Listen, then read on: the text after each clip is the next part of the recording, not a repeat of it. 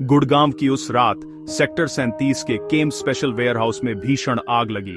Fire brigade घंटों मशक्कत करती रही, लेकिन जब लपटें बुझीं तो राख में एक जली हुई लाश मिली।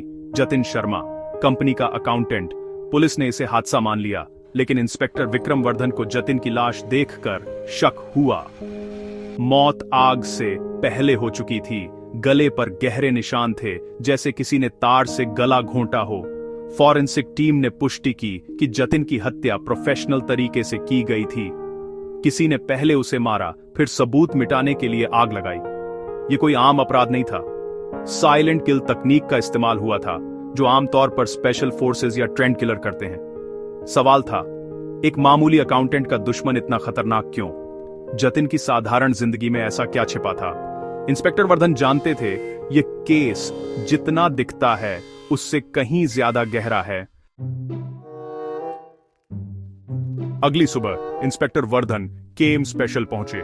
मैनेजिंग डायरेक्टर श्रेया कौल ने जतिन को ईमानदार बताया, लेकिन वर्धन को उसकी आंखों में बेचैनी दिखी।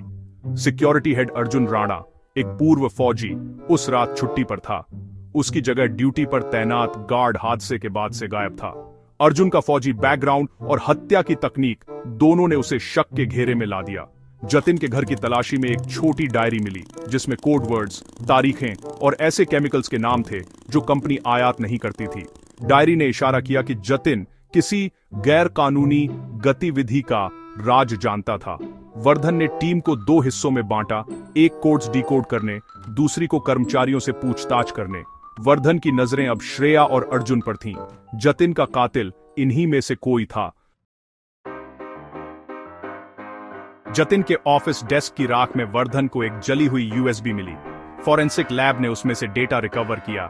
यूएसबी में ऑडियो रिकॉर्डिंग्स थीं, श्रेया कॉल और कुछ अनजान लोगों की आवाजें जो गैर कानूनी केमिकल्स के आयात की बात कर रहे थे।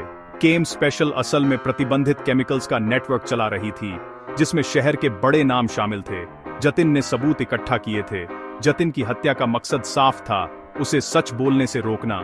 श्रेया कॉल इस साजिश की मास्टरमाइंड थी, लेकिन हत्या किसने की? श्रेया खुद गला नहीं घोंट सकती थी। शक फिर अर्जुन राणा पर गया। अब केस में एक नया मोड़ आ गया था। कातिल कौन है?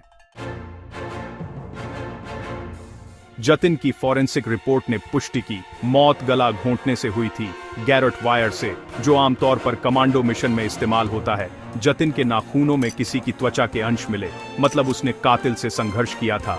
डीएनए सैंपल निकाल लिया गया। जतिन के कपड़ों पर प्रतिबंधित केमिकल्स के ट्रेसेस भी मिले, जो यूएसबी में दर्ज थे।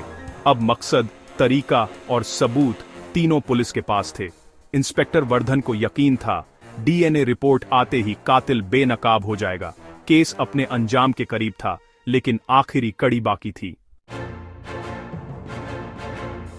पुलिस ने वेयरहाउस के बाहर के सीसीटीवी फुटेज में देखा, आग से 1 घंटा पहले एक कार आई, जिससे एक महिला जैसी परछाई उतरी। थोड़ी देर बाद एक मजबूत कद काठी की दूसरी परछाई वेयरहाउस से बाहर आई। दोनों में बातचीत हुई, फिर महिला चली गई। कार कंपनी के नाम पर थी, जिसे श्रेया कॉल इस्तेमाल करती थी। अब शक और गहरा हो गया। यूएसबी की एक रिकॉर्डिंग में बैकग्राउंड में फौजी गाने की धुन थी।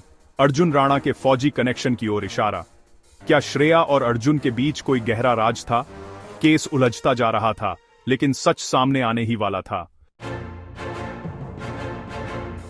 सारे सबूत अर्जुन राणा की ओर इशारा कर रहे थे। साइलेंट किल, गैरेट वायर, फौजी गाना। वर्धन ने अर्जुन से सख्त पूछताछ की, लेकिन वह शांत रहा और डीएनए सैंपल देने में भी नहीं हिचका। डीएनए रिपोर्ट आई। जतिन के नाखूनों में मिला डीएनए अर्जुन से मैच नहीं हुआ। पुलिस हैरान रह गई।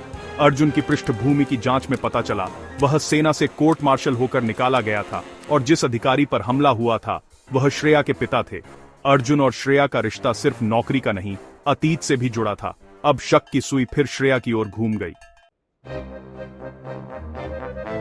डीएनए रिपोर्ट के बाद वर्धन ने श्रेया से दोबारा पूछताछ की। सबूतों के सामने श्रेया टूट गई और कबूल किया कि वह प्रतिबंधित केमिकल्स की तस्करी में शामिल थी। जतिन ने जब सच जान लिया तो उसने पुलिस को बताने की धमकी दी। श्रेया ने उसे चुप कराने की कोशिश की, लेकिन वह नहीं माना।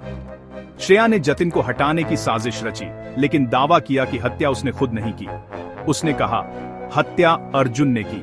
लेकिन जब वर्धन ने बताया कि डीएनए मैच नहीं हुआ तो श्रेया हैरान रह गई। असली कातिल कौन था, यह सवाल अब भी बाकी था। केस की परतें खुल रही थीं, लेकिन सच अभी अधूरा था।